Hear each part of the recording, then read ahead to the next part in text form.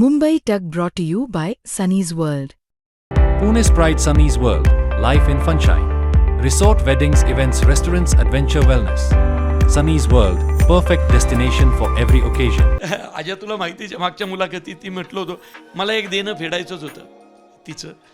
तर म्हटलं चला माझ्या संसारासाठी, आमच्या संसारासाठी, आमच्या मुलासाठी तिने करिअर सोडलं होतं कधीतरी.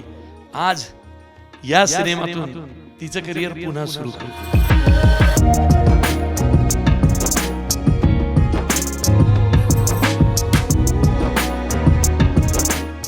म्हणजे आम्ही बोलताना मी नेहमी म्हणते की पुरुष हा कामावरून घरी येतो, पण बाई ही कामावरच येते.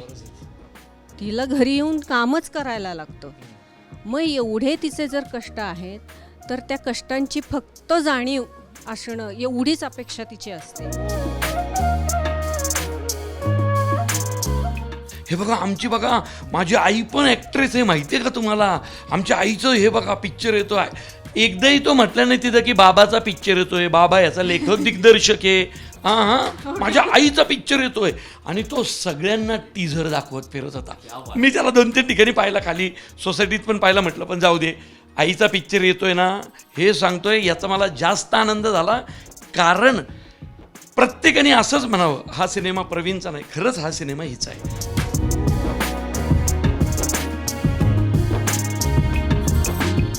प्रवीण माझं प्रत्येक मुलाखतीमध्ये कौतुक करतो. ते कौतुक ऐकताना माझ्यातली पत्नी सुखावते, माझ्यातली अभिनेत्री पण सुखावते. पण मला स्वतःला मी काहीतरी खूप मोठं किंवा खूप काहीतरी वेगळं केलं आहे असं मला कधीच वाटत नाही. कारण मी त्याच्यावर प्रेम केलं, मी त्याच्याशी लग्न केलं, तर या सगळ्या गोष्टी संसाराच्यासाठी मी नाही करणार तर दुसरं कोण करणार. की त्या सगळ्या महिलांना ज्या स्वतःच्या कुटुंबासाठी पहाटे 5:30ला उठून रात्री 10:30 पर्यंत जीवाचं रान करत असतात, अशा प्रत्येक स्त्रीला, प्रत्येक आईला, प्रत्येक ताईला, प्रत्येक अक्काला, प्रत्येक स्त्रीला हा सिनेमा मी समर्पित करतो. कारण तुम्ही राबता म्हणून आम्ही मिशांना ताव देत आणि छात्या काढून समाजामध्ये फिरत असतो.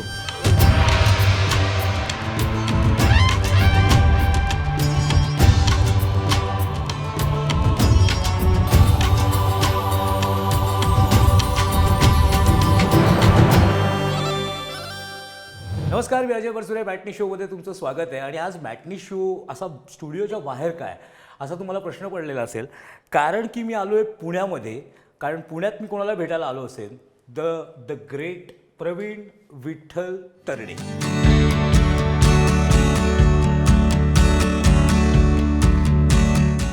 मी प्रवीणला त्याच्या घरीच गाठणार आहे आणि त्याच्याबरोबर त्याची पत्नी स्नेहल तरडेसुद्धा असणार आहे. कारण पण तेवढंच खास आहे, कारण त्यांचा 21 मेला देऊळ बंद भाग 2 हा सिनेमा येतो आहे. आणि त्याची टॅगलाईन आहे, आता परीक्षा देवाची. मला या सिनेमाबद्दल पण बोलायचं आहे. आणि खूप दिवस सुरू होतं की प्रवीणचं आगळं वेगळं, प्रवीण आणि स्नेहलचं आगळं वेगळं घर नेमकं आहे काय, मग या घरात काय दडलं आहे. आणि नेमका प्रवीण हा जो बाहेर इतका अक्राळ विक्राळ किंवा इतकी जी मजा करत असतो, तो घरात नेमका कसा आहे हे मला जाणून घ्यायचं होतं. त्यामुळे प्रवीणला आणि स्नेहलला मी थेट पुण्यातल्या त्यांच्या घरी गाठलेलं आहे. जरा बेल वाजवतो, बघतो आहेत की नाहीत ते.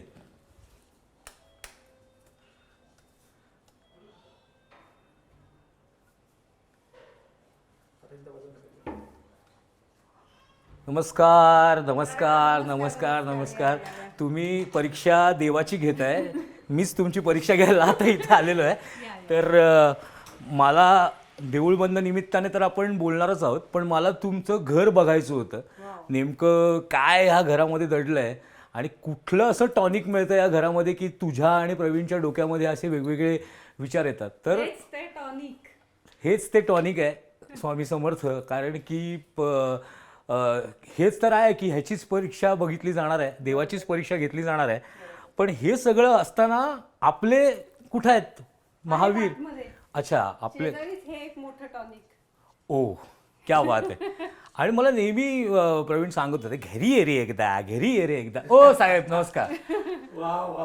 मी तिला तेच सांगत होतो की तुम्ही देवाची परीक्षा घेत आहे, म्हटलं आज जरा तुमचीच परीक्षा घेऊया. तर हा माईक तुमच्याकडे देतो आणि सुरुवात करूया गप्पा करू. हे सगळं जे आहे ते सरांचं, स्नेहलचं हे त्यांचं घर आहे आणि म्हटलं या घरातच गप्पा झालेल्या बऱ्या असतात. कारण की जर शूटिंगवरती दरवेळेला आपण शूटिंगच्या सेटवरती याच्यावरती कुठेतरी ऑफिसमध्ये स्टुडिओमध्ये, तर घरात जरा हे करूया, गप्पा करूया. तर तसबिरी समोरच आहोत आपण आणि खूप वर्ष, म्हणजे किती तरी म्हणायला गेलं 10 तरी वर्ष लागली देऊळ बंद भाग 2ला.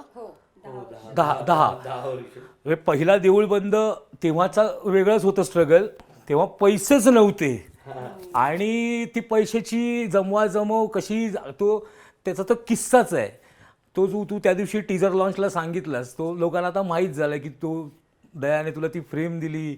त्याच्यानंतर त्याच दिवशी ते वाणीसाहेब भेटले तुला आणि त्यांनी म्हटलं की करायचं तर ह्याच्यावर आधारित करायचा, तुझा मुळशी पॅटर्न मला नको.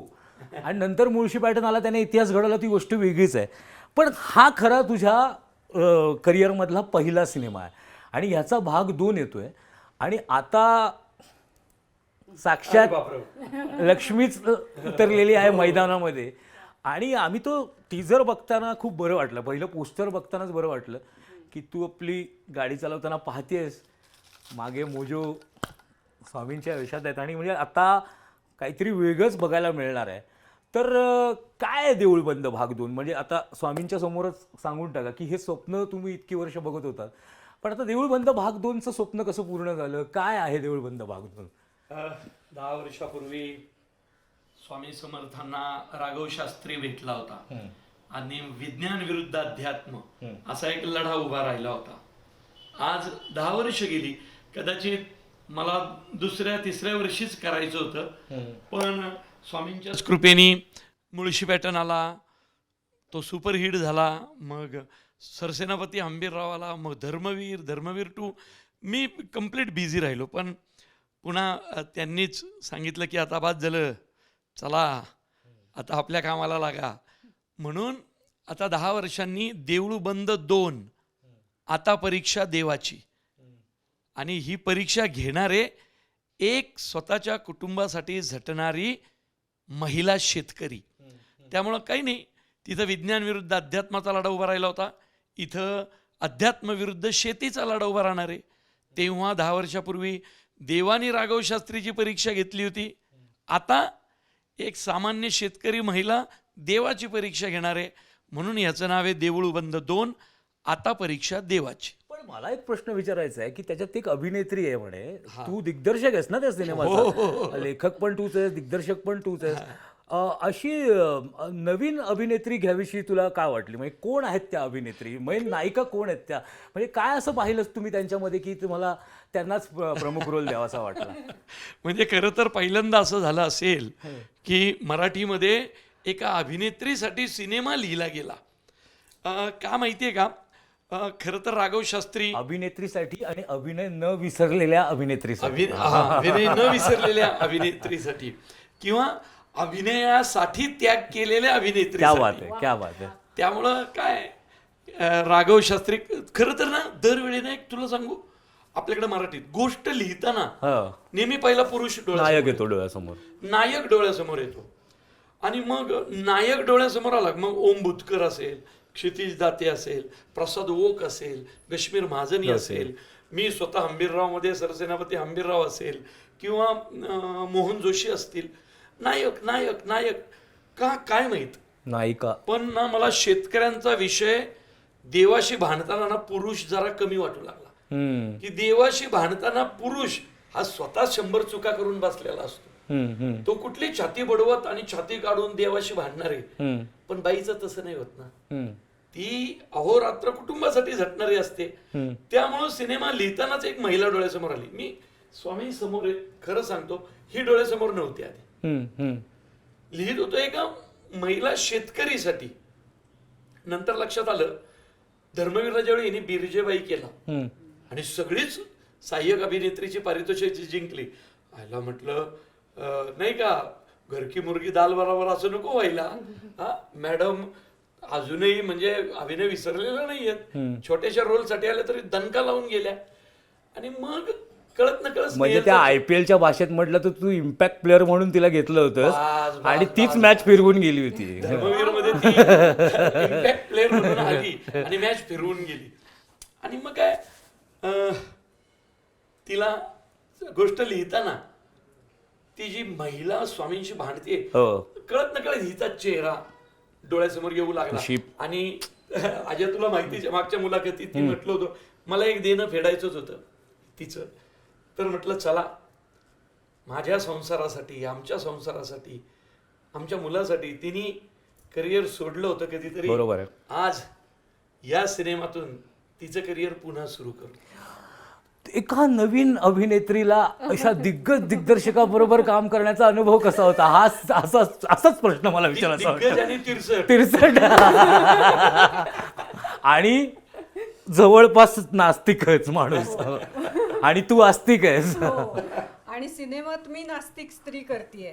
काय विरोधाभास आहे हा सगळा. आणि मी आस्तिक दाखवतो. हा. एका आस्तिक नवऱ्याची नास्तिक बायको. पण मला खरं हा प्रश्न विनोद असला तरी पण की घरात नवरा हा दिग्दर्शकाच्या भूमिकेत कधीच नसतो.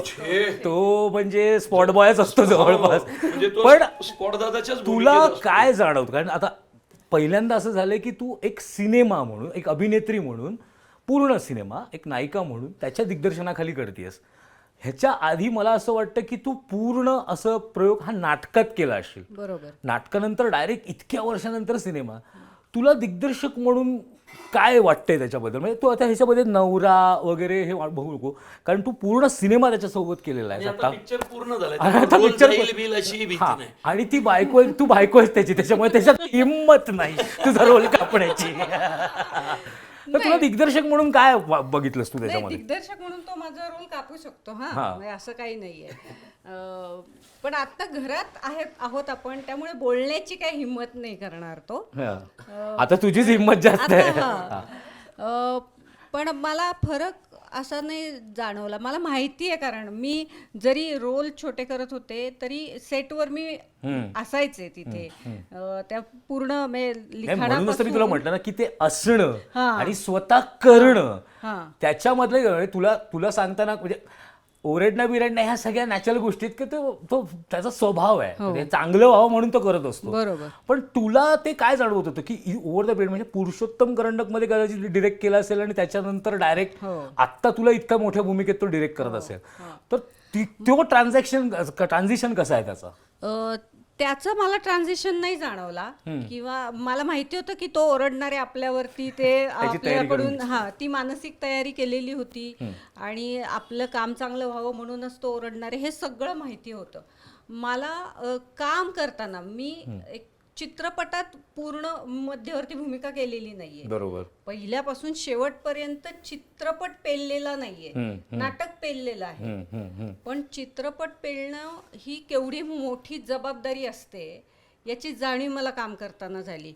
नाटकात करोडो रुपये नसतात लागलेले, चित्रपटात कुणाचे तरी करोडो रुपये लागलेले आहेत. आपल्या फेस, आपला चेहरा, आपला अभिनय हा सुरुवातीपासून शेवटपर्यंत दिसणार आहे. त्याच्यावर लोकां ठरवणार आहेत की हे चांगलं आहे का वाईट आहेत, आणि त्यावर त्या प्रोड्युसरला पैसे मिळणार आहेत किंवा न मिळणार आहेत किंवा तो बुडणार आहे.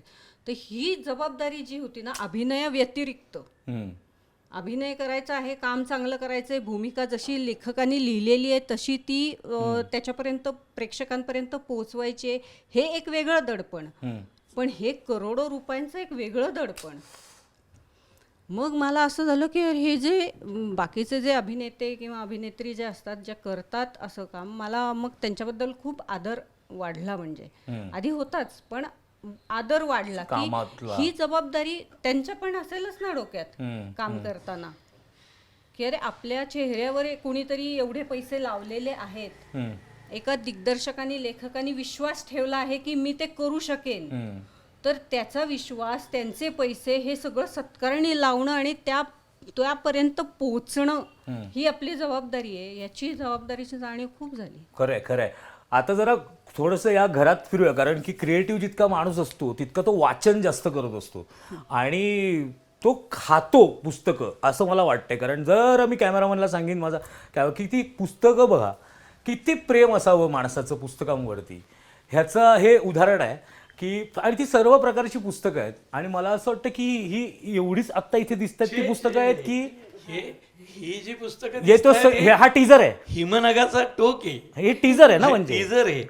अजून तुम्हाला सिनेमा बघायचा असेल तर थोड्या वेळाने इथंच 5व्या मजल्यावर आमचा अजून एक फ्लॅट आहे जिथं मी वाचन हे हा एक फ्लॅट नाहीये हा नाही वरती एक अजून आहे. ते तिथं काय आम्ही दोघेही लेखन दिग्दर्शन वाचन करणारी लोक आहेत, चर्चा डिस्कशन असतात.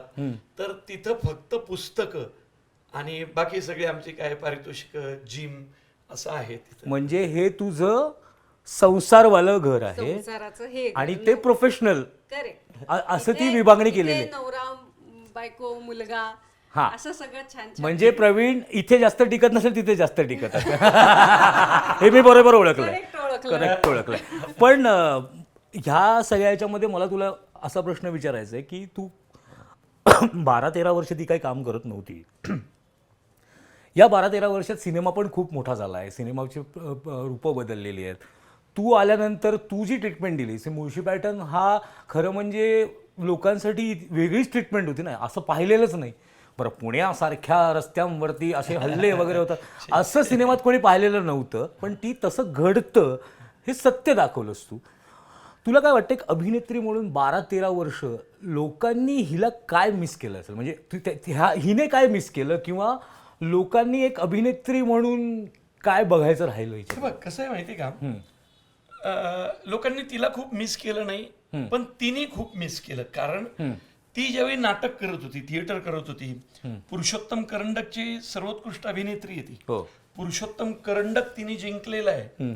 फिरोदियामध्ये तिला पारितोषिक आहेत, अनेक एकांकिका स्पर्धा, संपूर्ण महाराष्ट्रात कामगार कल्याणला तिला सर्वोत्कृष्ट अभिनेत्रीचा अवॉर्ड आहे पहिलं सामसून नाटकासाठी चंप्रा देशपांडेंचा.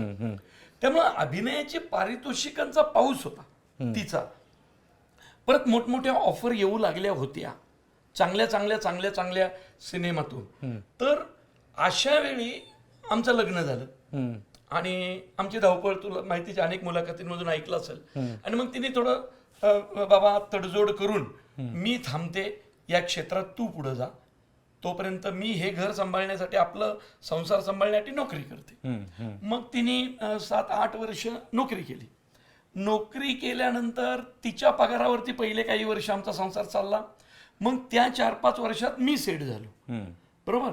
कारण त्यावेळी मी कुंकू, पिंजरा, त्यावेळी तू खडखड खडखड खडखड खडखड करत होतास. सतत एपिसोड लिहिणे, मुंबईला जाणे, ते एपिसोड देणे वगैरे वगैरे वगैरे. राकेश सारंग सर यांची मदत होती, चिन्मय मांडलेकरनी माझं नाव सजेस्ट केलं, त्यांनी मला पहिली संधी दिली होती. आणि मग महेश मांजरेकर आयुष्यात आले, त्यांच्याबरोबर सिनेमा लाईन पकडली गेली आणि मग मी स्टेबल झालो. चंप्रा देशपांडे, चंदू कुलकर्णी सरांबरोबर, चंकू सरांबरोबर मनोमिलन नावाचं नाटक केलं, किरण यज्ञोपवीतनी लिहिलेलं, डिरेक्ट केलेलं. त्यातली माझी भूमिका खूप आवडली लोकांना त्या काळात, अशोक मामांबरोबर. आणि मग हे करता करता सेट झालो. आणि जेव्हा मला असं कळलं, म्हणजे लक्षात ठेव, देऊळबंद, मुळशी पॅटर्न, हंबीरराव येईपर्यंत ही नोकरी करत होती. मग हिला मी म्हटलं आता तू सोड नोकरी, आता आपलं बऱ्यापैकी कंट्रोलमध्ये आलेलं आहे, आता तुझ्यासाठी तुझी आवड म्हणून तू काहीतरी सुरू कर. तरी त्याच्यानंतर तिचे 2-3 वर्ष, कारण मुलगा त्यावेळी 5वी-6वीत होता. मग तिने परत मुलाला पुढची 3 वर्ष दिली. तो छान झाल्यानंतर ती धर्मवीर ज्यावेळी मी करायला घेतला त्यावेळी म्हटली, प्रवीण आता मी तयार आहे. तर नेमका पिक्चर धर्मवीर. मुळात आनंद दिघे साहेबांच्या आयुष्यातच सगळ्या बहिणी, बरोबर की नाही, कारण संघटनेसाठी आयुष्य दिलेला एवढा मोठा देवमाणूस होता दिघे साहेब. तर त्या सिनेमात स्त्री नाहीच. नंतर अभ्यास करता करता कळलं, अरेच्छा बिरजे वहिनी नावाचं एक, आणि ते एकच पात्र, महिला पात्र जरा स्ट्रॉंग आहे. तर हिला मी म्हटलं, बघ धर्मवीर मध्ये छोटासा रोल आहे बिरजे वहिनींचा, तू करशील का? ती मला काय म्हटली होती का, तू आता मला पिक्चर मध्ये कुणाच्या मागून पासिंग दिलं तरी मी करेन, इतकी मी कॅमेरा समोर जायला धडपडते. आणि तिने बिरजेबाईंच्या रोल मधून त्या वर्षीची सगळीच बक्षिसं जिंकली. आणि मी म्हटलं क्या बात आहे, म्हणजे धार अजून तशीच आहे, हा टायगर अभी जिंदा आहे. आणि मग काय तिने तिच्यासाठी म्हणून मग मी देऊळ बंद 2 आता परीक्षा देवाची लिहायला घेतला. पण स्नेहल तुला विचारायचंय, कारण मला ना आपल्या मुलाखतीचं पण सिनेमासारखं वाटायला लागलंय. सिनेमाचं कसं देऊळ बंद भाग 2, आपल्या पण मुलाखतीचा भाग 1 होता, त्याच्यामध्ये ह्याच्या बरोबर आधीचं सगळं आपण बोलत होतो आणि स्ट्रगल, तेव्हा तुमच्या डोळ्यातनं पाणी पण आलं होतं की अचानक आपली अशी गप्पा रंगल्या आणि त्या इतक्या लोकांना आवडल्या. मला असं वाटतं की ह्याच्यात नंतर ह्यामध्ये मुलाचा पण वाटा खूप मोठा आहे, कारण आता जेव्हा तू परत या सगळ्या गोष्टींकडे, तू घराकडे नक्कीच दुर्लक्ष झालं, कारण तू पूर्ण वेळ तिकडे बाहेर शूटिंगमध्ये असला. मुलाचा नेमका कसा सपोर्ट, त्याचा ह्या सगळ्याकडे बघण्याचा, कारण आता तो मोठा झालाय, त्याला हे सगळं कळू लागलंय. जेव्हा आधीची मुलाखत झाली तेव्हा तो लहान होता, त्याने तुझ्यासाठी काहीतरी गिफ्ट सुद्धा बनवलेलं होतं आणि त्यानंतर तुला मिळालं सुद्धा. पण आता मुलाची रिॲक्शन काय होती आणि मुलगा काय म्हणत होता तुझ्याबद्दल? मुलाला सेटवरती मी नाही नेलं या चित्रपटाच्या नाही, शूटिंगच्या हे जेव्हा तू दरम्यान. निर्णय घेतलास की आता मी हा पूर्ण वेळ सिनेमा करणार आहे, का नाही नेलं विचार ना. घरामध्ये प्रवीणनी आतापर्यंत मुलावर तो कधीही ओरडलेला नाहीये, रागावलेला नाहीये त्याच्यावर. माझ्या प्रेमळ बाबा आहे. त्यामुळे बाबा कसला शांत आहे. बाबा किती गोड आहे, बाबा किती प्रेमळ आहे, असंच त्याची इमेज आहे प्रवीणची. म्हटलं ही इमेज म्हणजे ते नेहमी असं होईल की बाहेरची लोक म्हणतात तुला माहिती का तुझा बाबा कसा आहे ते. म्हटलं सेटवर आपण याला घेऊन जायचो आणि एकदम इमेज ब्रेक होऊन जाईल की हा कुठला राक्षस आलाय अचानक समोर जुळा भाऊ वगैरे कोणी आहे की काय. असं नको व्हायला. म्हणलं तू घरीच थांब. नाही, पण त्याचं काहीच म्हणणं नाही आहे. तो आता काय माहितीये का, तो आपसुकच याच ह्याच्यामध्ये वातावरणात तो जन्माला आलाय आणि घरामध्ये जे चाललंय तो ते बघतोय. त्याच्यासाठी हे वेगळं असं काही नाहीये. त्यामुळे मी जेव्हा कामाला सुरुवात केलेली आहे तर त्याला सांगितलं. पण आई जी स्क्रीनवरती दिसली आहे त्याला, कारण की त्याला लहानपणापासून ते आई स्क्रीनवर दिसण्याचा संबंध नव्हता. एकदम पण ते बिरजेबाई पण फार एक छोटंसं कॅरेक्टर होतं. पण आता टीजर, त्याच्या आधी पोस्टर, त्याची रिॲक्शन मला ऐकून घ्यायची, समजून घ्यायची. मी सांगतो हा ती तू मागच्या वेळेला त्याने तू त्याची रिॲक्शन ऐकली. काल ना तिला माहित नाही अजून. परार्ध आमच्या मुलाचं नाव आहे परार्ध. तो परार्ध सगळ्या त्याच्या मित्रांना गोळा करून त्यांच्या घरी जाऊन मित्रांच्या आई वडिलांना टीजर दाखवत होता पिक्चरचा. हे बघा आमची, बघा माझी आई पण ऍक्ट्रेस आहे, माहितीये का तुम्हाला, आमच्या आईचं हे बघा पिक्चर येतो आहे. एकदाही तो म्हटलं नाही तिथं की बाबाचा पिक्चर येतोय, बाबा याचा लेखक दिग्दर्शक आहे, माझ्या आईचा पिक्चर येतोय. आणि तो सगळ्यांना टीजर दाखवत फिरत होता. मी त्याला 2-3 ठिकाणी पाहिला, खाली सोसायटीत पण पाहिला. म्हटलं पण जाऊ दे, आईचा पिक्चर येतोय ना हे सांगतोय, याचा मला जास्त आनंद झाला.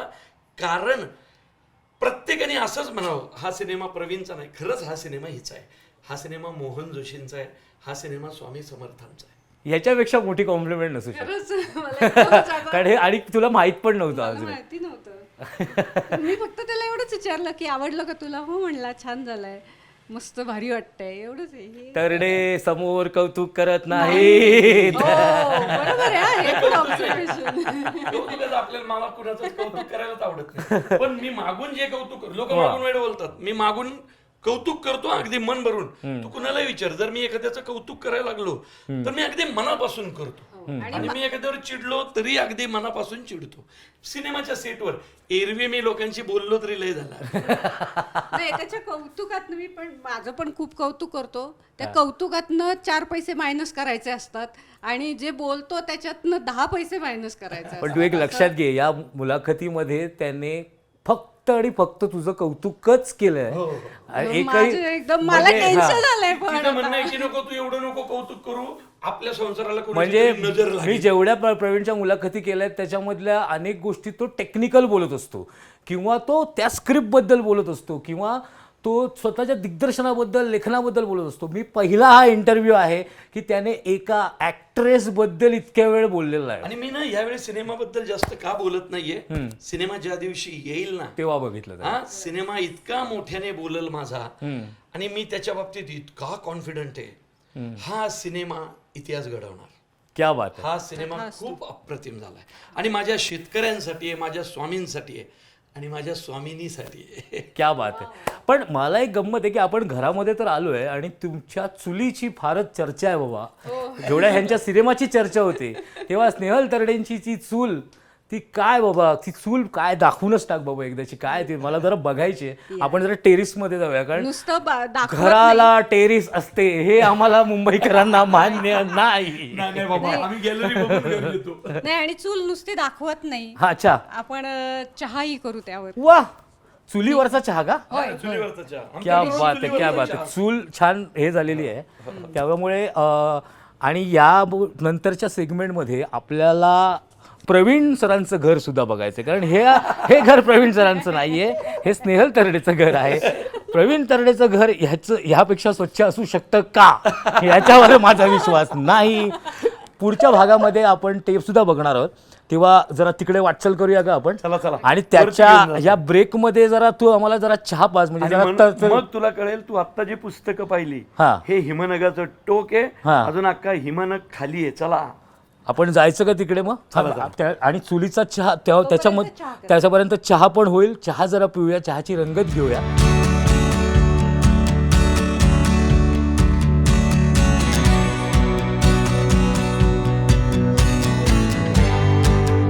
चला, मला जरा ते प्रवीणचं घर बघायचंय, कारण की हे घर तर फार छान वाटलंय मला.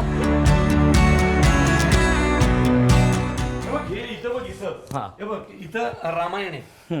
आमच्या घरी आमच्या घरी कित्येक दिवस झालं दर शनिवारी रामायणाचं वाचन असतं, रोज 1 तास.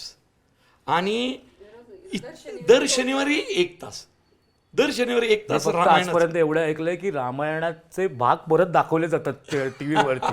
वाचन होतं मी हे कधी ऐकलं नाही. रामायणाचं वाचन. आणि ती तिची धारणा आहे, ते तिचं आहे. म्हणजे मी कधी थांबलो नाही, कारण तिच्या मैत्रिणी येतात सगळ्या त्या वाचनाला. त्यामुळे थांबलं पाहिजे. नाही, आम्हाला एंट्री नाही ना बाबा.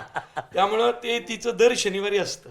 दर शनिवारी माझ्या मैत्रिणींना घेऊन मी ते वाचत असते. काय मला खूप गोष्टी त्याच्यानंतर आपण सिरियल बघितलेली असते, पण ती लहानपणी बघितलेली आहे. आणि सिरियल म्हणजे दृश्य माध्यम आहे, त्याच्यामध्ये काहीतरी वेगळं ते करत असतात. ओरिजिनल काय लिहिलंय ते मला वाचण्याची उत्सुकता होती, त्याच्यामुळे मी ते वाचायला घेतलं. आणि जे मी आता रमली आहे त्याच्यामध्ये. तोड नाही रे, रामायण आपण ना वाचत नाही लोक. हे रामायण वाचल्यानंतर कळतं की वाल्मिकी ऋषी, महर्षी वाल्मिकी ऋषी हे किती मोठे आहेत. खरं. किंवा अनेक कॉन्सेप्ट आपण रोजच्या व्यवहारात वापरत असतो, पण आपल्याला त्याचा अर्थ लागत माहिती नाही. उदाहरणार्थ आपण म्हणतो बघ, त्रिशंकू अवस्था होणे. हा, तर त्या त्रिशंकू राजाची गोष्ट रामायणात लिहिलेली आहे, की त्याला त्रिशंकू अवस्था होणे असं का म्हणतात, काय घडलं होतं त्या त्रिशंकू बरोबर सोबत, त्याची गोष्ट रामायणात आहे. अशा अनेक साधं वाल्याचा वाल्मिकी नाही होऊ शकत असं म्हणतो. असं आपण बऱ्याचदा म्हणून जातो. तर वाल्या कोळ्याचा महर्षी वाल्मिकी ऋषी होण्याची प्रोसेस काय ते रामायण वाचल्यानंतर कळतं. म्हणून आपण वाल्मिकी ऋषींना महर्षी वाल्मिकी असं म्हणतो, म्हणजे खूप मोठा लेखक. आपल्या सिनेमात एक डायलॉग पण आहे, वाल्याचा वाल्मिकी होऊ शकत नाही, पण ज्या दिवशी वाल्या कोळ्याचा महर्षी वाल्मिकी ऋषी होतो त्या दिवशी असं रामायण घडतं. क्या बात आहे. काय काय नवीन ऐकायला मिळतंय मला. आणि खरंच ही माहिती खूप महत्त्वाची आहे आणि हे वाचलं पाहिजे, कारण हे आपल्याच पूर्वजांचे, आपल्याच महाभगवंतांचे हे सगळ्या दिलेल्या आपल्या सगळ्या गोष्टी आहेत. आपण कधी आचरणात आणणार, म्हणजे आणलं पाहिजे खरं तर. म्हणजे आणि ह्या सगळ्या जे तुमच्या गोष्टी ऐकून तर खरंच असं वाचावं असं वाटतं की परत एकदा आपण वाचलं पाहिजे. वेदांचं पण वाचन असतं आमच्याकडं. वेदांचं नियमित वाचन करते ती मी ऐकतो. रामायणाचं तर दर शनिवारी वाचन असतं. पुस्तकं तर म्हणजे ते कंपल्सरी आहे घरात. आता ही अर्धी पुस्तकं मला दाखवलेली आहेस, आता मला ती पुढची पुस्तकं दाखवायला आपण जरा जाऊया पुढे. आपण तिकडे जाऊया आपण. चला, आता म्हणजे आपण स्नेहलचं घर बघितलेलं आहे, आता प्रवीणचं घर. आता तुम्ही म्हणाल की अहो नवरा बायको आहेत, तसं नाही आहे ते. स्नेहलने आपलं व्यवस्थित असं छान असं व्यवस्थित सजवलेलं घर आहे. आणि पठ्याचं असं आहे की त्याचा अभ्यास, त्याची क्रिएटिव्हिटी ती काही त्या घरात मावेनाशी झाली, म्हणून स्नेहलने सांगितलं की वरती जा, वरती तू घर बघ तुझं काय, तिथे सगळा तू काळ, आणि संसार करायला मात्र तू खाली ये. तर अशा प्रकारे ते घर कुठलं आहे ते जरा बघायला म्हणून मी त्या घरातनं आता या घरात आणलेलं आहे. कसं असतो क्रिएटिव्ह माणसाचा वरचा मजला असतो त्याच्यामुळे तो हा वरचा मजला आहे आणि हे खरं म्हणजे घरच आहे.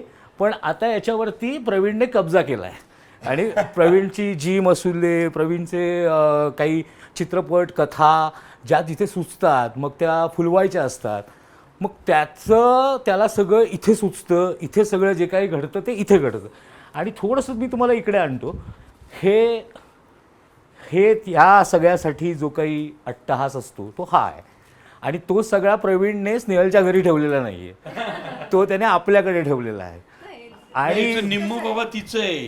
हां म्हणजे हे पुरुषोत्तम करंडक ज्याच्यासाठी आम्ही अख्खं कॉलेज लाईफ घालवलं, त्यात निम्मी तिची आहेत निम्मी माझी आहेत, दोघांनी करंडक जिंकलेलं आहे. आणि पुरुषोत्तम करंडकचे अवॉर्ड पण पुढे काय आहेत, कारण की त्याच पुरुषोत्तम करंडकमध्ये ती तुला सापडली आहे. हा, आणि तिथे तुला ते खरं टॅलेंट कळलं की बाबा रे आता आपल्याला करंडक हा जिंकायचा खरं म्हणजे. ठरवलंच होतं भाई लग्न करायचं तर हिच्याशीच. पण आपण देऊळबंदच्या निमित्तानं बोलतोय, ह्या सगळ्यामध्ये हळूहळू टप्प्याटप्प्याने तुमची प्रगती झालेली आहे. घर झालं किंवा हे ऑफिस झालं, इतकं लोकांना फार हे असतं की अरे बापरे, पण ह्याच्या मागची मेहनत काय असते? म्हणजे तुला असं का वाटलं की आपण वरती यावं, छानपणे घरापासून, म्हणजे घर खाली असेल ठीक आहे, पण आपण वरती यावं, इथल्या मोकळ्या स्पेसमध्ये राहावं, विचार करावा, असं का वाटलं? म्हणजे खरं सांगू का अजय, आता तूही लेखनाशी संबंधित आहेस. स्नेहल ही 10 वाजता 9:30 झोपते. अच्छा. ती सकाळी 6लाच उठते, कारण मुलाची शाळा सगळंच, तिची पूजा अर्चा असे विषय असतात. आणि मी झोपतो सकाळी 5ला. हो. कारण पुस्तकांचं वाचन असेल, सिनेमाचं लेखन असेल, ती शांतता मिळते. तर मी हॉलमध्ये लिहित बसलो तर बाबा काहीतरी करतो म्हणून पोरग झोपणार नाही, हिची धावपळ डिस्टर्ब होणार. मग आम्ही असं ठरवलं की बाबा एक असा आपण आपल्याच बिल्डिंगमध्ये असा फ्लॅट घेऊ की जिथं हे लेखन वाचन, तू बघशील तर माझं इथं कार्डिओ मशीन पण आहे आणि खूप मोठमोठ्या जिममध्ये असतं, इतकं भारी हे कार्डिओ मशीन आहे. त्यामुळं माझं व्यायाम इकडं असतो. मूळचा शेतकरी असल्यामुळं माझी अख्खी बाग इथे म्हणजे प्रत्येक गोष्ट आम्ही इथं पिकवतो. बाकी बाग आहे म्हणजे काय, जरा दाखव की. म्हणजे अशी कधी बाग बिग आम्ही मुंबईतल्या घरात तरी बघितलेली नाही, कारण आमची घरच मुळात छोटी छोटी असतात. हे घर घेताना आम्ही मुख्यत्वे हा विचार केला होता की जनरली घर मोठं असतं आणि गॅलरी छोटी असते, तर आम्ही घर घेताना हा विचार केला होता की आपण गॅलरी मोठं असलेलं घर घेऊयात. म्हणजे मुंबईत एवढंच एक 1 रूम असते. हो. नाही रे, आम्ही पण आयुष्याची पहिली 3 वर्ष लग्नानंतर एवढ्याच म्हणजे आत्ता जेवढी ही आमची गॅलरी आहे तेवढं आमचं घर होतं. आणि त्या छोट्या घरात पहिले 3 वर्ष काढले आणि मग स्वामींची कृपा, दोघांचे कष्ट म्हणून आता हे सगळं इथपर्यंत आलंय. या गॅलरीत बसून आमच्या बऱ्याचशा सिनेमांवरती चर्चा होतात. चहा पिणं होतं किंवा चाय पे चर्चा इकडे, चाय पे चर्चा इकडे होते, किंवा काही लेखनातली काही चर्चा असेल किंवा एखादं कुठलं पुस्तक आवडलेलं असेल तर त्याबद्दल चर्चा करायची असेल तर अशी संध्याकाळी इथे मस्त बसायचं छानपैकी या गॅलरीमध्ये आणि गप्पा मारायच्या, असं आम्हाला आवडतं पण करायला. मला हे काही आतापर्यंत काय म्हणजे उत्तर मिळालेलं नाही, नेमकं आहे काय, केळ्याचं पूर्ण लागलेलं आहे आणि हे मशीन काय आहे, म्हणजे मला हे नाही कळलं. बायोगॅस प्रकल्प आहे. म्हणजे आमच्याच ग्रामीण भागातला एक अभिमन्यू नागवडे म्हणून तरुण शेतकरी उद्योजक आहे. त्यांनी काय केलं माहिती आहे का, तो म्हटला शहरामध्ये ना बरीचशी लोक ओला कचरा टाकतात. बरोबर. त्यांनी सगळं ते कचरा कुंडीत पण घाण होते, महानगरपालिकेत सगळं तो खूपच कष्ट पडतात. बरोबर. तर त्यांनी एक असं मशीन काढलं की रोज घरातला ओला कचरा, अजय माझ्यावर विश्वास ठेव, रोज घरात ओला कचरा येतो, भाजीचे देठ, काय थोडंसं राहिलेलं अन्न, हे ते सगळं आम्ही ह्याच्यात टाकतो. आणि यातून ते जे रोज ओला कचरा टाकतो त्या ओल्या कचऱ्यातून खत तयार होतं. अच्छा. स्लरी तयार होते, स्लरी जी इथून येऊन या खालच्या भांड्यामध्ये जमा होते आणि ती स्लरी बघ इथं, ती स्लरी आहे ओल्या कचऱ्याची सगळी. ओके. ही पिकांसाठी खूप गरजेची असते. या झाडांना ती स्लरी जाते सगळी. त्या ओ. स्लरीच्या जीवावर ही म्हणजे एवढी आपल्याला वेगळं काही करावं लागत नाही. काहीच नाही, काहीच नाही. आणि जे एक सॉलिड असं खत तयार होतं ते वरती येतं, ते खत आम्ही या मातीत टाकतो आणि त्यातूनच हे झाडं वाढतात. इथं मिरच्या आहेत, पावटा आहे, वाल आहे, त्याच्यानंतर इथं जे आम्ही केळीचे कंद लावलेत बघ, हे 2 हे कंद जरा मोठे झाले की आम्ही मोठ्या कुंडीमध्ये लावणार. म्हणजे हा केळीचा घड बघ, हा दिसतोय का, हे गावावरनं आलेलं आहे आमचं. ओके, कारण मूळचे शेतकरी असल्यामुळे बऱ्याचशा गोष्टी गावावरून येतात. कांदा स्वतःचा, केळी फळं स्वतःची, तांदूळ स्वतःचा, ज्वारी स्वतःची, बाजरी नाचणी स्वतःची. त्यामुळं मूळचे शेतकरी असल्यामुळं चला शेती शहरातल्या घरात पण कुठंतरी दिसली पाहिजे, त्यासाठी हा सगळा अट्टाहास आहे. पुण्यातल्या घरामध्ये छोटी मुळशी उभी केलेली आहे. हा, आता पुढचं सांगतो. यातल्या स्लरीच्या जीवावर सगळं खत तयार होतं. आता गंमत अशी आहे, मग यात गॅस पण तयार होतो. हा गॅस इथं येतो आणि ज्यावेळी सगळीकडे जगभर गॅसची टंचाईची होती इराण युद्धात, आमच्याकडे गॅसची टंचाई नव्हती. कारण 2 वेळचा कुकर, 2 वेळचा चहा, एखादी भाजी, या गोष्टी स्नेहल या गॅसवर करते. आणि तो गॅस रोजच्या ओल्या कचऱ्यातून येतो. जो कचरा आपण फेकून देतो, जो गोळा करण्यासाठी आपल्या सफाई कामगारांना खूप कष्ट पडतात. आपलेच सफाई कामगार बांधव किती घाणीमध्ये त्यामुळं काम करावं लागतं त्यांना, आपल्यासाठी ते एवढं करतात. तर आपण तेवढ्यासाठी ह्यातनं काय झालं, तो ओला कचरा निदान आमच्या घरातला बाहेर जाणं बंद झालं आणि त्यातून हे सगळं टाकाऊ आणि टिकाऊ पण झालं.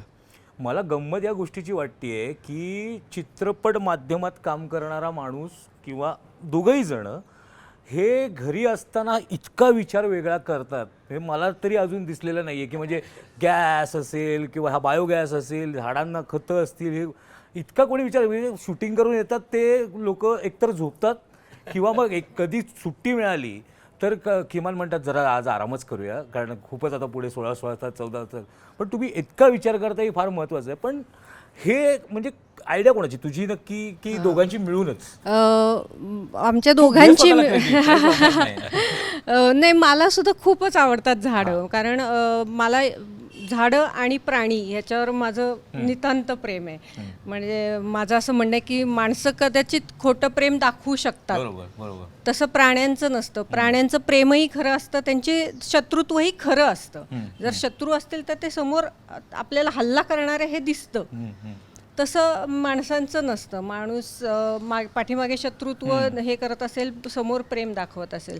त्यामुळे झाडं आणि प्राणी हे माझा खूप जिव्हाळ्याचा विषय आहे. तू मागच्या वेळेच्या इंटरव्ह्यूमध्ये म्हणाली होतीस की प्रवीण 5 दिवस जरी माझ्यासोबत नसला तरी मला कसं तरी होतं. आता तर तू आपल्या घरापासून पण फार लांब असतेस, कारण की आता तू खऱ्या अर्थाने उतरलेली आहेस. जे 12 वर्ष 13 वर्ष तू स्वप्न बघितलं होतंस की नाही आता मला काम करायचं आहे, आणि प्रवीणने ते सगळं तुझ्याबरोबर ते सुरू केलेलं आहे. आणि तू आता इतके दिवस जेव्हा बाहेर होतीस तेव्हा पहिल्यांदा कसं वाटलं की अरे बापरे, इतक्या दिवसांनी मी घराबाहेर आहेत, माझी झाडं, माझं काय मांजरं आणि हे सगळं, हे आता परत मिस करायला लागलेस की आता कोणी शूटिंगच्या वेळेला पण ती तुला आठवत असणार, कारण रोजची सवय, रोजच्या गोष्टी, मुलाला उठवणं असेल, या सगळ्या गोष्टी. घराला किती मिस करतेस तेव्हा? खूपच मिस करते, पण एक समाधान पण असतं. इतके वर्ष जे आपण थांबलो होतो ते आता आपल्याला करायला मिळतंय, याचं समाधान नक्कीच असतं. पण अर्थात घरापासून लांब जातोय. माझे आता मी घरात नसेल तर माझी मांजर आहे ती जनरल, आता माझ्या आईला पण कळायला लागलंय, ती म्याव जनरली करत नाही, ती प्रॉपर आई आई करून इतक्या जोरात ओरडते, आर्ततेने ओरडते मी जर कुठे दिसले नाही तर. त्या सगळ्यांना मी मिस करते, माझ्या मुलाला मिस करते. पण अर्थातच पुन्हा एकदा एक स्त्रीच पाठीमागे आहे, माझी आई आहे. तर ती मला जेव्हा जेव्हा बाहेर जावं लागतं शूटिंगसाठी किंवा कामासाठी, कुठल्याही इव्हेंटसाठी, तेव्हा माझी आई घरी असते. मग झाडांना पाणी घालणं, परार्थचं सगळं डबा करणं, शाळेचं त्याचं आणणं नेणं सगळं त्याचं ती बघते. माझ्या प्राण्यांना खायला देणं सगळं ती करते. क्या बात आहे. पण प्रवीणला मला विचारायचं आहे की ह्या सिनेमाचं जेव्हा तू टीजर लॉन्च करत होतास किंवा याची चर्चा सुरू होती तेव्हा स्नेहल तर होतीच तुझ्या डोळ्यासमोर, पण तू एक वाक्य म्हणालास की मी हा सिनेमा हा काम करणाऱ्या प्रत्येक महिलेला, म्हणजे तो कोणतंही काम असू दे, Correct. त्या महिलेला तू समर्पित करतोयस किंवा त्याच्यापासून प्रेरणा घेऊन हे सगळं केलंस. ती घरातच होती ती प्रेरणा आणि तू ते नेहमी बोलून दाखवायचंस. म्हणजे मला आठवतंय खूप वर्षांपूर्वी तू असं पण म्हणाला होतास की अरे स्नेहल काम करत नाही यार, मला तर खूप लागलं आहे, पण मी माझंच करिअर करायला इतका धावतोय. पण आज त्याचं इतकं बरं वाटतंय तुला की पहिला तर तू समर्पित तिला केलंस, त्याच्यानंतर तू तमाम महिलांना केलेला आहे, ज्या आई आहे, बहीण आहे, मुलगी आहे कोणाची. आज तुला असं वाटतंय की मोकळा झालो मी या सगळ्यात. एक म्हणजे ओझं असं नाही म्हणता येणार, पण मनाला एक असते, सल असते ना की अरे यार स्नेहलला करायला पाहिजे यार, काहीतरी तिला व्हायला पाहिजे. आज स्क्रीनवर जेव्हा ती गाडी चालवते, मागे मोजो बसलेत समर्थांच्या भूमिकेत, आणि जेव्हा ते पहिल्यांदा तू शूट करत असशील, ती फ्रेम समोर आण आणि सांग की आज ह्याच्यातनं तू मुक्त झालास की नाही, आता ती करायला लागली काम. खरंच मी मोकळा झालो. मी प्रत्येक मुलाखतीत ते बोलतोय की तिने जे माझ्यासाठी, आमच्या संसारासाठी, आमच्या मुलासाठी जे एक म्हणतो ना एक पाऊल मागं जाऊन करिअर थांबवलं होतं, आणि ते खूप महत्त्वाचं आहे अजय. असं दोघांपैकी कुणीतरी एक निर्णय घेतो तेव्हा संसार उभे राहतात. बरोबर. नाहीतर काय होतं की या घाई गडबडीत संसार तुटतात, एकमेकांपासून लोक वेगळी राहतात, एकटे राहतात, आणि मग कुठंतरी नंतर हे एकटे पण खायला लागतं रे. आणि म्हणून मी तर नाटक सिनेमा क्षेत्रात येणाऱ्या प्रत्येक त्या मुलीला, नवोदित मुलीला मी असं सांगेल की स्नेहलने जे केलं ना ते तुम्ही डोळ्यासमोर ठेवा. मी असं नाही म्हणत की तिच्या अभिनयाचा आदर्श ठेवा, तो तुम्ही तिचा सिनेमा पाहिल्यानंतर ठरवा, पण तिच्या जगण्याचा काय, तिने नाही धावपळ केली, ती थांबली, आणि आज ती एका चित्रपटाच्या मुख्य भूमिकेत आहे. धर्मवीर मधल्या बिरजेबाई तुला हे करतो, मुख्य भूमिका ती नायिका आहे सिनेमाची. नायिका हा शब्द महत्वाचा आहे. नायिका म्हणजे ती टायटल, म्हणजे मेन मुख्य भूमिका नायिका ती आहे. हे तिने जो सहनशक्ती दाखवली, तिने जे पेशन्स दाखवले, हे त्याचं आहे. आणि मी आज मोकळा झालो कारण तुझ्याच चॅनलवरती तू आमची मुलाखत घेतली होती जी खूप गाजली बघ. त्याच्यामध्ये आम्ही दोघंही, आमच्या डोळ्यात पाणी आलं होतं दोघांच्याही. आज आम्ही त्या पूर्ततेकडं चाललोय. खूप चांगलं काहीतरी घडतंय. आणि मी जास्त आनंदी काय आहे की तिचं जे स्वप्न होतं ते आज पूर्ण होतं, आणि त्या स्वप्नांना साजेशी भूमिका तिला मिळाली.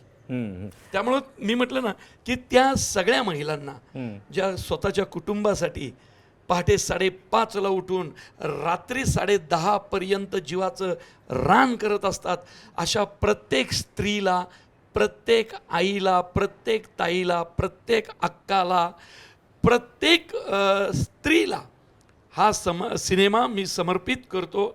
कारण तुम्ही राबता, म्हणून आम्ही मिशांना ताव देत आणि छात्या काढून समाजामध्ये फिरत असतो. त्यामुळं तुमचं योगदान हा समाज, हा देश, या देशाचा इतिहास, संस्कृती घडवण्यात सर्वात मोठा आहे. हा देश स्त्रीप्रधान देशच म्हटला पाहिजे, कारण इथं आदिमाया पूजली जाते. मला या मुलाखतीचा शेवट करायचा आहे, पण मला तो शेवट तुझ्यापासून नाही करायचा आहे मला, कारण ती आज नायिका आहे आणि ती पुढे पण नायिका राहणार आहे. मला हे विचारायचं आहे की इतकं सगळं तो बोलला आणि तुझ्याबद्दल त्याच्या नेहमीच भावना तेवढ्या तीव्र असतात आणि त्या चांगल्या पण असतात. बायकोपेक्षा पण एक मैत्रीण म्हणून तो जास्त विचार करत असतो की ज्या मैत्रिणीला आपण जी वचनं दिली होती, ज्या मैत्रिणीला आपण हे सुख द्यायचं ठरवलं होतं, त्याची पूर्तता त्याने केली आहे. पण आज जेव्हा मागे वळून बघताना आज सिनेमा येतो आहे, सिनेमा येत राहतील, तू अनेक विचार पण करतेस, तू एक सिनेमा दिग्दर्शित पण केलास, आपल्या टर्म्सवरती केलास, तुला जसा पाहिजे होता तसा केलास तू, त्याच्यामध्ये तू नक्कीच त्याची साथ घेतलेली असशील, पण तू स्वतःच्या टर्मवरती केलास. ह्याच्या पुढेही तुला अनेक गोष्टी करायच्या असेल, नाटक करावं असं वाटत असेल, कारण ज्या नाटकातनंच तू घडलीस त्या रंगभूमीवर जायला कोणाला का नाही आवडणार. आज मागे वळून बघताना, हा दिवस बघताना, मधल्या या काळामध्ये काय वाटतंय? तुझ्याकडे मोकळा आहे कॅमेरा, तुझ्यासाठी मोकळा केला आहे मी, कारण की तो शेवट तुझ्याकडनंच व्हावा, कारण की ज्याने ते भोगलेलं असतं ना त्यालाच ते व्यक्त जास्त चांगलं होतं येतं. आज मागे वळून बघताना काय वाटतंय? मी हे नेहमी सांगते की प्रवीण माझं प्रत्येक मुलाखतीमध्ये कौतुक करतो. ते कौतुक ऐकताना माझ्यातली पत्नी सुखावते, माझ्यातली अभिनेत्री पण सुखावते. पण मला स्वतःला मी काहीतरी खूप मोठं किंवा खूप काहीतरी वेगळं केलं आहे असं मला कधीच वाटत नाही. कारण मी त्याच्यावर प्रेम केलं, मी त्याच्याशी लग्न केलं, तर या सगळ्या गोष्टी संसाराच्या साठी मी नाही करणार तर दुसरं कोण करणार असं मला विचार येतो. त्यामुळे मी काही वेगळं केलं आहे किंवा खूप मोठं केलं आहे असं मला वाटत नाही. रादर मी नेहमी म्हणते की लग्न झालेली सगळ्याच स्त्रिया आपल्या कुटुंबासाठी, संसारासाठी पदोपदी त्याग करत असतात. पदोपदी म्हणजे ते पोहोचत सुद्धा नाही नवऱ्यांपर्यंत, मुलांपर्यंत, घरच्यांपर्यंत, पण त्या पदोपदी त्याग करत असतात. आमचं काम करण्याचं क्षेत्र असं आहे की तो त्याग जगासमोर येतोय आपसूक, त्या क्षेत्रामुळे येतोय. त्यामुळे मी काहीतरी खूप भारी काहीतरी केलं असं मला कधीच वाटत नाही. त्या सगळ्या उलट ज्यांचा हा त्याग समोर येत नाही जगासमोर, त्यांच्या नवऱ्यांना मी हे सांगू इच्छिते की तुम्ही तिच्या कष्टांची जाणीव ठेवा. तिच्यासाठी खूप महत्त्वाचं असतं. तुम्हाला सांगते, संसाराचं रूप जर पालटवायचं असेल ना तर तिच्या कष्टांची जाणीव ठेवलं ना तर संसार कसा उभा राहील तुम्हाला कळणार पण नाही. तिला काय त्या कष्टांच्या मोबदल्यात तिला काही पैसे नको असतात, तिला काही हे काहीच म्हणजे मान सन्मान पण नको असतो. तिला फक्त नवऱ्याकडून, तिच्या कुटुंबांकडून तिला ती जाणीव हवी असते की अरे दिसायला पाहिजे ही कष्ट करतेय आपल्यासाठी, याची जाणीव तिला दिसली ना की तिला बास तेवढंच हवं असतं. म्हणजे ती दिवसभर सकाळी उठल्यापासून ओट्यापाशी उभी असते, पाय दुखतात, मग नंतर कदाचित ऑफिसला जात असेल, तिथे दिवसभर कामं करत असेल. जेवढी बोलणी तुम्हाला बॉसची खावी लागतात तेवढीच तिला पण खावी लागतात. तिला पण ते टार्गेट्स पूर्ण करावे लागतात जेवढे पुरुषांना करावे लागतात. त्यात काही कमी म्हणजे स्त्री आहे म्हणून तू कमी टार्गेट घे असं तर होत नाही. तेवढे टार्गेट्स तिला पण कंप्लीट करायला लागतात. आल्यानंतर परत तिला घरी कामच करायला लागतं. म्हणजे आम्ही बोलताना मी नेहमी म्हणते की पुरुष हा कामावरून घरी येतो, पण बाई ही कामावरच येते. तिला घरी येऊन कामच करायला लागतं. मग एवढे तिचे जर कष्ट आहेत तर त्या कष्टांची फक्त जाणीव असणं एवढीच अपेक्षा तिची असते आणि ती पूर्ण करावी. थोडंसं पाय दुखत असतील, आजारपणा असतात, काय असतं तर पाय दाबून द्या तिचे संध्याकाळी. खूप फरक पडतो. अशा छोट्या छोट्या गोष्टींनी ना संसारामध्ये खूप फरक पडतो. आपल्याला कळत नाही पण तो नंतर जाणवतो. जेव्हा एकदम संसार मोठा आणि चांगलं सुव्यवस्थित व्हायला लागतो ना तेव्हा या गोष्टी जाणवतात. मला शेवट्या एवढंच म्हणायचं आहे की ही फ्रेम बघा, मला एवढंच म्हणायचं आहे याच्यामधनं की जे नेहमी आपण म्हणत असतो ना की प्रत्येक यशस्वी पुरुषाच्या मागे स्त्री असते, पण जर स्त्री यशस्वी व्हायची असेल तर तिच्या प्रत्येक मागे एक यशस्वी पुरुष असावा लागतो. तो ह्याच्यासाठी नव्हे, कारण की जर स्त्रीला यशस्वी व्हायचं असेल तर तो त्याग तिला करावा लागतो. तो त्याग बघण्यासाठी, तो अनुभवण्यासाठी आणि तो कळण्यासाठी पण तो एक पुरुष लागतो. त्याच्यामुळे ते परफेक्ट कपल आहे. आणि त्याच्यामुळेच मला असं वाटलं की संसाराची व्याख्या करण्यासाठी हा इंटरव्ह्यू किंवा ही मुलाखत जर कुठेतरी बाहेर स्टुडिओमध्ये केली असती तर त्याला मूर्तरूप आलं नसतं. तो संसार जिथे घडतो तिथेच ती मुलाखत केली आहे. तर आपण काय त्याग केला आहे किंवा त्याने काय त्याग केला आहे हे त्या घरातच्या 4 भिंतीतच त्याने तो त्याग केलेला असतो. आणि त्या भिंतीकडे बघूनच ते ठरवत असतात की हां उद्या हे होईल, परवा ते होऊ शकतं. पण तेच ती घरं मोठी होत गेली हो, पण मन तेच आहे, करायची इच्छा पण तेच आहे. त्यामुळेच आज देऊळबंद 2 येतो 21 तारखेला. तेव्हा माझं एवढंच म्हणणं आहे की भरघोस प्रतिसाद द्या या, कारण की तिची जी मेहनत आहे ना ती पुरुषोत्तम करंडकमध्ये ज्यांनी पाहिली असेल त्यांनी तर पाहिली आहे, पण तुम्हाला तर बघायला हवं की ती अभिनेत्री कशी आहे. का तिच्या नवऱ्याला असं वाटतं की तिने मोठ्या पडद्यावरती यावं आणि एक सुंदर काहीतरी भूमिका करावी असं त्याला का वाटत असेल ना, तर ते का वाटतं हे बघण्यासाठी तरी किमान तुम्ही थिएटरमध्ये यायला हवं.